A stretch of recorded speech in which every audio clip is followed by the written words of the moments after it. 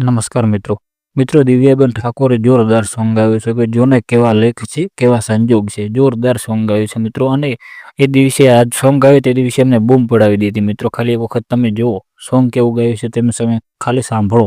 તમને સોંગ સારું લાગશે અને જો તમે આપણી ચેનલમાં નવા આવ્યા હો તો ચેનલને સબસ્ક્રાઇબ કરી દેજો અને વિડીયોને લાઇક કરી દેજો